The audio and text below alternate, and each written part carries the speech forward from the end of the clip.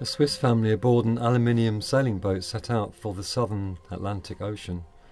Their previous sailing adventure involved an astonishing beat to windward, sailing from Tahiti in the Pacific Ocean, around Cape Horn in an easterly direction, past Argentina then, still to windward, traversing the Atlantic not only from west to east, but also from south to north, to arrive at the Canary Islands. A non-stop beat to windward lasting 3 months. Their boat had been a very basic model known as a Hans, built somewhat economically in East Germany. The trip they did was remarkable for any boat, but with 2 boys under 6 years old and in such a modest craft, it was a tremendous feat. Sabina said she wants to do all the difficult things in life, because having done such things already, she had realised she could do anything as long as it was approached a little bit at a time. She gave the example of sailing a long distance, where setting off seems so tedious, and the boat moves at just 4 knots, so it feels even longer.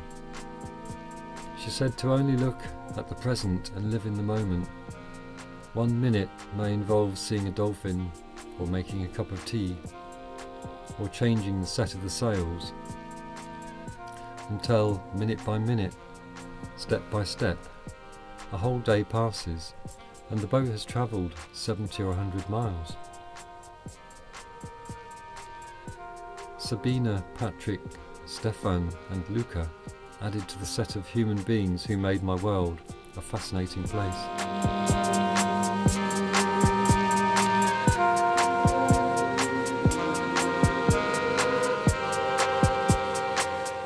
Since the Mare Negra, the Black Sea of the prestige oil hazard, I questioned my tendency to want to make everything wonderful.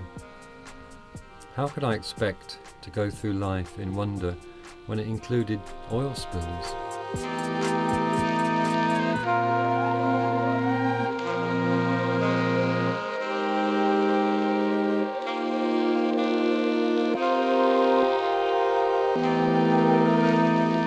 Sabina and family restored my optimism by sailing vast distances with such light attitudes. It made me realise that looking at reality was not the same as perceiving truth. If there was a place called Narnia and a road which led to it, it was within and as difficult to catch sight of as geckos in Peniche. When I eventually caught sight of a gecko, it was the most natural thing in the world to see at that point. Narnia was a philosophy, a lightness of mind in unlimited terrain.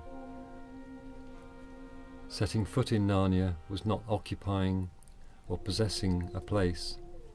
It was observing a wool lizard in the sunshine, which in a second could be gone, but glittered with green speckled energy.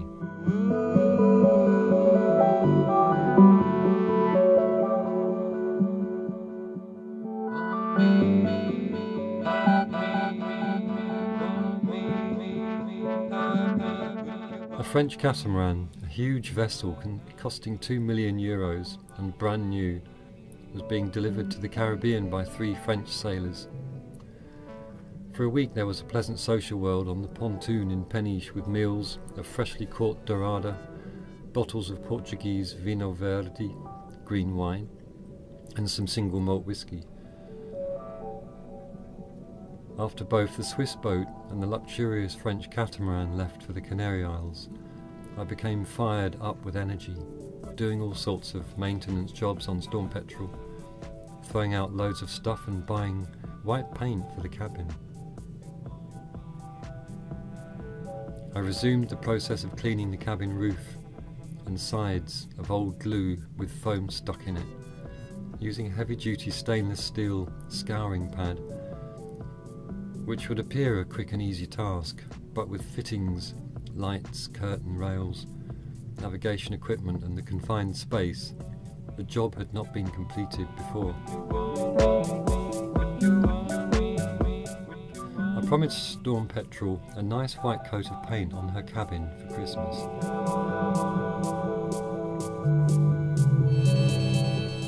installed a replacement flexible water tank in the bows from a local supplier with a catalogue from which I was able to select the right one at a reasonable price and delivered from Lisbon the following day. The connections matched the existing pipes with only a few minor alterations. I filled the new tank via the deck filler, and it was satisfying to freely pump clean, tasteless water.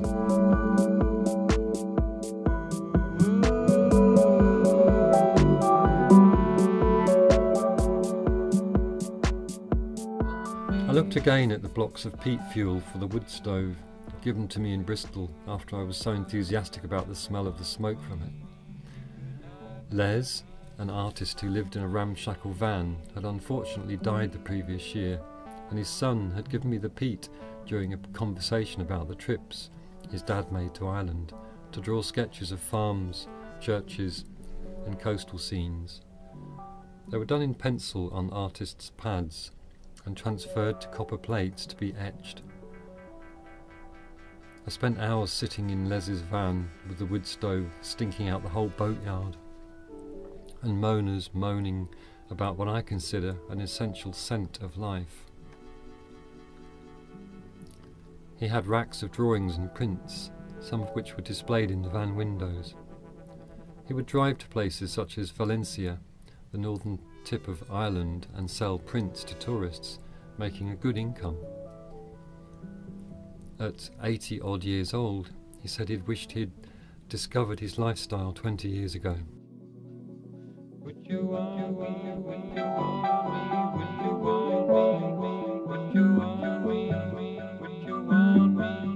Les and I enthused about wood stoves, and he had several French ones, tall, cylindrical and embellished with Art Nouveau curlicue, set off with enamel. Made by a firm called Godin, these stoves had the power to make anyone play the accordion in no time. I was given 2 peat blocks which were dry and shiny like bricks made of black plastic. One I had burned on Midsummer Eve last summer in memory of Les. The other peat block I still had on board and intended to burn it on the shortest day as a second commemoration to someone who knew the way to Narnia and took it often.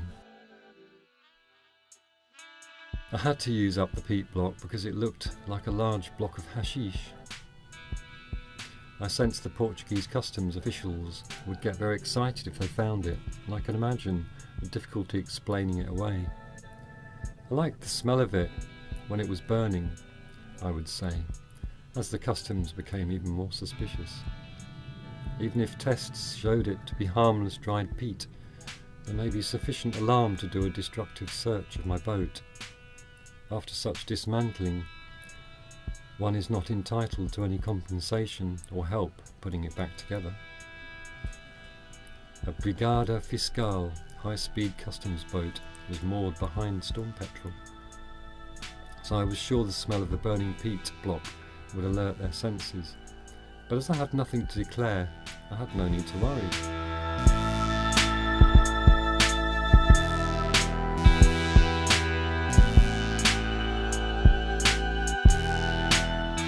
The Mare Negra had reached Bayona, the last major port in Spain before the Portuguese coast, 120 miles away.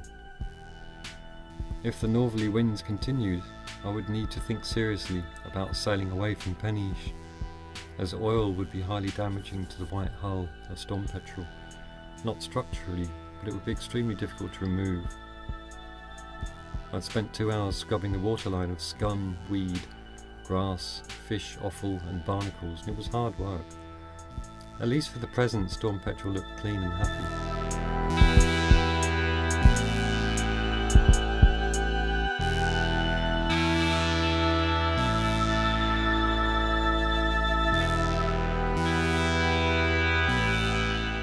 I loved the working harbour environment of Peniche, and the townsfolk had been wholesomely friendly and helpful, so I felt as though I could remain there to gradually blend in, learn the language and the humour. Fishing boats piled in from the sea, rocking Storm Petrel catastrophically, as the fishermen cried out, closing the fearful gap between themselves and the shore by hollering to each other. Fishwives and retired fishermen sat on nets, sewing up damage, under umbrellas and plastic oilskins. 30 men handed a net aboard through a hydraulic roller, and when a snag occurred, more hollering caught the eye of the ever-watchful gulls. Little dogs chased folds in the net, barking and snapping at fishtails missed by brown herring gulls, who had rained the nets while they were spread out on the quay.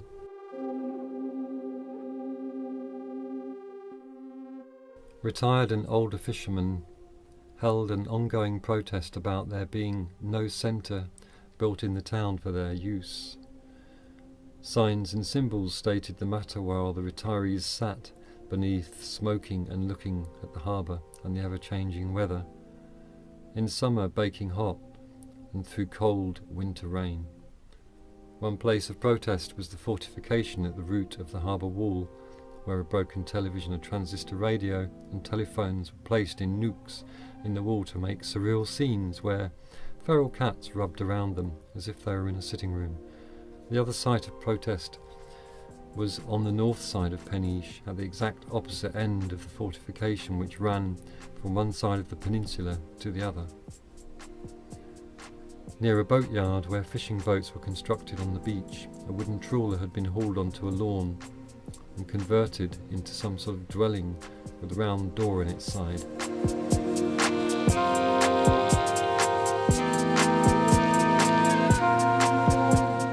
I really liked Peniche, but also I constantly wished to move on. It was nearly the winter solstice. Since the end of October, when I arrived in Peniche, there had been Christmas decorations in the shops and streets.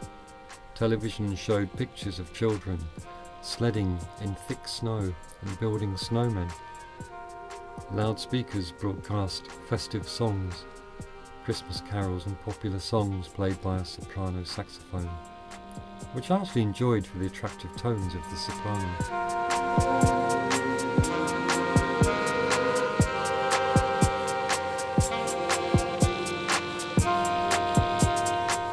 I went to Cascais again, where dazzling fairy lights of a richer tourist town, an outlying suburb of Lisbon, was doing Christmas. Lisbon was a grand city known as the City of Seven Hills. It had a palace, art galleries and museums galore. I needed the stimulation of a more cosmopolitan environment. I had been asked to sail with a couple from Peniche to Cascais after Nadine had been badly burned on the hand during a previous attempt to do the journey. She had a rope burn and her hand was wrapped in bandages and unusable. We enjoyed the scenery along the 45 miles of mostly high cliffs with breakers throwing up a constant salt cloud. Cabo Roca was the very westernmost point of Europe, so yet another end of the world. A dramatic cliff backed by mountains of 500 metres height. More dramatic than Cabo Finisterre, higher, bigger and further west. Cabo Finisterre was in Spain, while Cabo Roca was in Portugal, and perhaps political reasons made the Spanish Land's End a hotter destination than the Portuguese one. Finisterre had an attractive little town nestled behind it, whereas Cabo Roca swung gradually northwards to reveal a 6-kilometre stretch of exposed low cliffs and beaches with surf. After Cabo Roca was Cabo Rasa, with a white lighthouse, a gated forecourt area, garden and sleeping dog which would bark at strangers. I'd walked to the lighthouse previously. From the sea, the luminescent green backs of breaking swells which had passed under the boat like tilting football fields, huge, occasionally obscuring the land altogether and giving the impression the whole sea was rising up. without distinct tops, just an upward slope and a downward slope.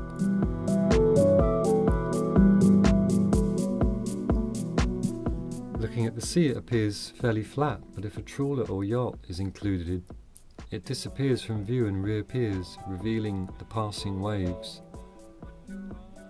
I always presumed the horizon at sea would be straight. It was not, and I thought how difficult using a sextant in a small boat would actually be.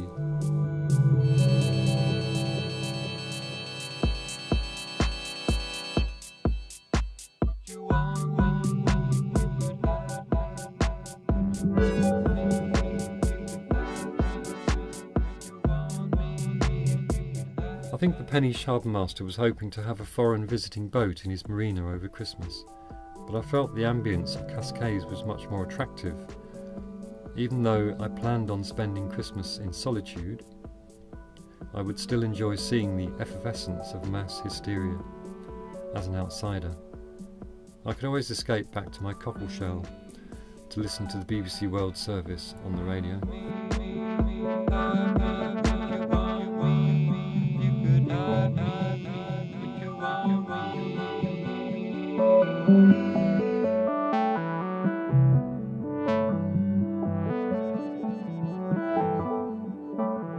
I saw more television in Peniche than during the last 3 years in the UK.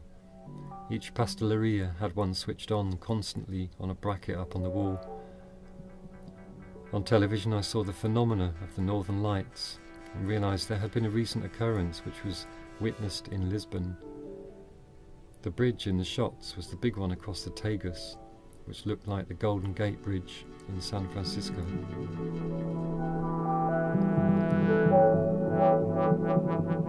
A strange tale from the harbour master seemed related to the Northern Lights. Apparently, a host of witnesses, including policemen, reported a huge explosion on the summit of the highest mountain in Portugal, the Sierra da Estrela, the mountain with its top in the stars. It was accompanied by a noise like an airliner crashing. Common conceptions of alien life forms seem to assume life develops along similar designs as humanity. So aliens drive vehicles, or craft, which make mechanical noises, hums or buzzes, and do things such as crash, or fly away, or land. There is no reason why alien life forms should be anything similar to the world of mankind. They might be amorphous, thought-like fields of consciousness, and may not need vehicles or spaceships at all.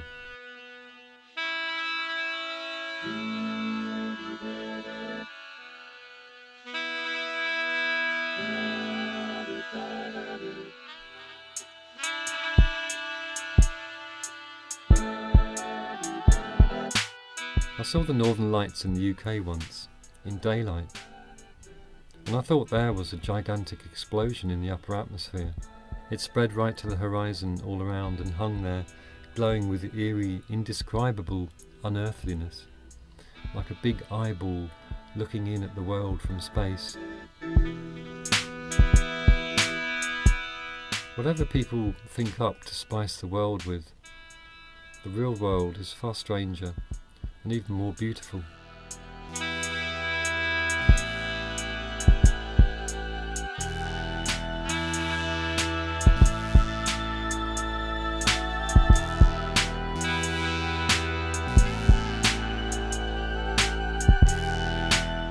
The plastic Christmas tree on the counter of the pasteleria burst into life as someone passed. It rang with digitally manufactured bell noises and then sang a hilarious rock and roll version of a Christmas carol. During this sequence, the tree gyrated around and back, lights flashing in time to the music. It sang in English, and as the song progressed, the tree began to push upwards, getting higher and higher like a fireman's ladder, and gyrating all the time. It reached a height of 1 metre above its original size, and finally went quiet, telescoping back down to a diminutive little countertop ornament.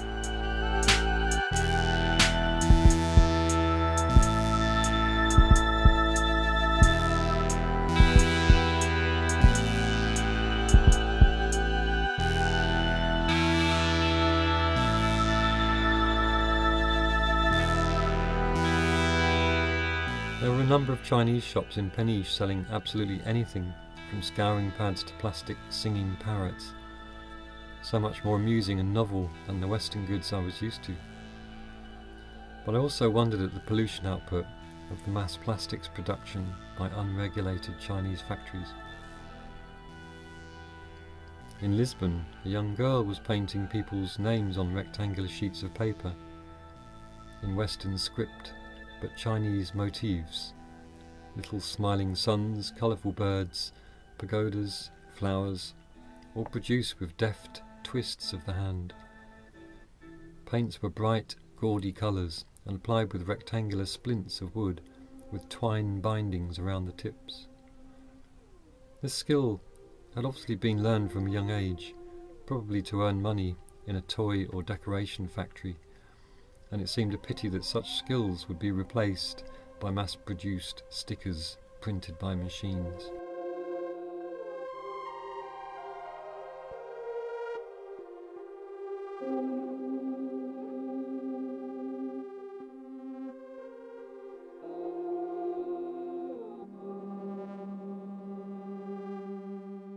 I refused to tap out Christmas greetings to email, courtesy of Microsoft. Although I had sent digital birthday cards, I had no desire to take part in the mass phenomena of Christmas and planned to do what I did the previous year, have a quiet day at home and reflect on the turning of the year.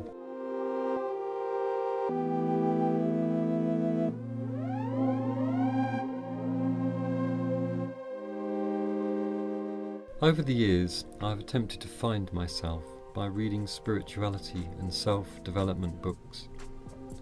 One was called Positive Visualization. One positive visualization was to imagine yourself walking across a bridge to an island and meeting some people in a clearing. Meet each in turn and then return to the mainland across the wooden jetty connecting the island to the shore with intuitive knowledge. The persons on the island were actually aspects of the person doing the visualization. Since reading that book, I visited my island often as a way to address personal questions and look for creative ideas about life decisions. I visited my island one night after going to bed early, when thoughts were ranging around in my mind. I was trying to imagine what sort of life I wanted to create for myself by asking, what do I really want?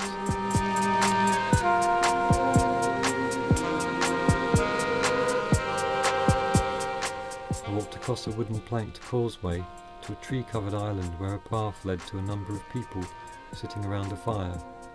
Trees surrounded the scene, sheltering and containing the occasion, which felt like a celebration of friends.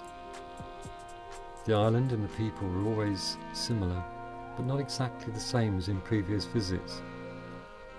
I wanted to consider whether I could be more content if I lived like other sailors, with big, well-kept and expensive boats and tight itineraries, while I drifted along carefree in wonder at where I'd got to already, such as when I first boated to Wisbeach from Peterborough, a mere 25 miles of inland rivers. The downside of getting maximum satisfaction from minimum effort was laziness and a scruffy boat. I was asking how other people generate the energy and willpower to keep their boats in top condition and their lives in successful grooves. In my imagination I saw a Swedish family I'd recently met in Peniche on a brand new ovni, an aluminium sailing boat with exactly the wind vane self-steering I craved, and also a wind generator and life raft, well equipped to sail anywhere on the globe. They were headed for the Falkland Islands and the Southern Ocean, and their boat looked really good. Plus, they were friendly, open and warm people. I fell half asleep in my bunk on Scruffy Storm Petrel after reaching my imaginary island, where I sat chatting with a female figure by the fire in the clearing about what it would be like to own a brand new ovni sailing boat and to be the sort of person who could manage to equip and maintain such a vessel. A noise outside brought me back to Storm Petrel. A propeller in the water. A boat had arrived. Cruising boats had become very infrequent in the cold, windy season, with hardly any yachts coming from the north, where the oil hazard from the Prestige continued. The yacht was identical to the Swiss yacht of my friends, another Swiss OVNI, and it was exactly the same as the yacht I'd been visualising in my mind's eye. The sailors were also Swiss, having sailed non-stop from France and taking a route which took them to seaward of the oil-glooping wreck of the Prestige. They had sailed for 7 days in cold and windy conditions. They had arrived next to me as I lay half asleep, imagining a boat almost identical to theirs, including the precise type of wind vane self-steering and wind generator on the stern. They had arrived from 600 miles away to within 6 feet of me in my bunk. The sailors were tired, and so I went back to bed, leaving them to adjust ropes and fenders and rest.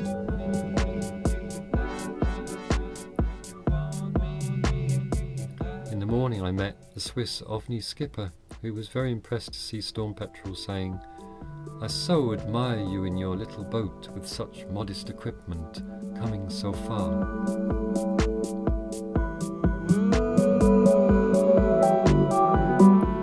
He then helped dispel my being impressed by his much larger boat, the mast of which was nearly twice as high as Storm Petrel's, by saying, "She does not sail well to windward, but she is a really strong boat." I thought to myself, at least Storm Petrel sails well to windward and is a really strong boat too. The Swiss sailor suggested we meet later for a drink together, and I spent the day looking forward to some rare socialising. Later on, the Swiss OVNI had left for Cascais in a hurry to gain southing away from the winter storms, when a boat can be delayed for weeks. I was hardly concerned at their leaving, as I had only briefly met them. I arrived back to Storm Petrel later in the day to find a bottle of wine left in the cockpit. French red from Cahors in the Lot Valley, 2000 vintage, appellation contrôlée. A good bottle. It could only have come from the Swiss OVNI. The only other users of the outer yacht pontoon were the uniformed and occasionally armed Brigade Fiscale. That was the customs, and although in no way unfriendly, they would certainly not have given me a nice bottle of wine. The Swiss OVNI was a thought-provoking visitor after arriving coincidentally with my visualization, and the bottle of wine suggested a mutual appreciation between the Swiss skipper and myself, despite only meeting for 5 minutes the morning after they had arrived, when we had discussed our respective routes from Northern Europe to Peniche, and the Swiss sailor had admired Storm Petrel and the distance she had travelled. The oar was mine. How could such a coincidence occur? As if there was a subtle yet structural connection between real events and my imagination. Had I psychically seen the arrival of the OVNI? After 7 days hard sailing, the crew would be tired and highly sensitive. Was it mental waters reflecting on the real sea? Had I unconsciously called the boat, and could they have unconsciously responded? When they carried on their voyage after a brief pause and even briefer meeting with myself, they then thanked me with a bottle of wine for pulling them in from the restless sea and the opportunity to rest for a night and refuel in the morning.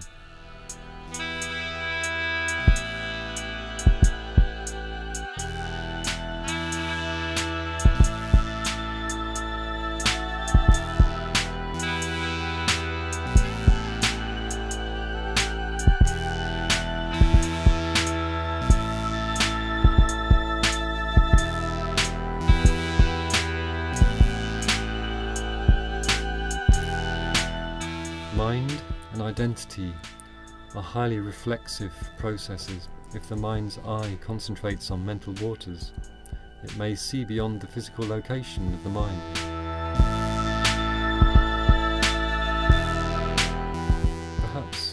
no stranger than seeing the sky in the quiet surface of a pool.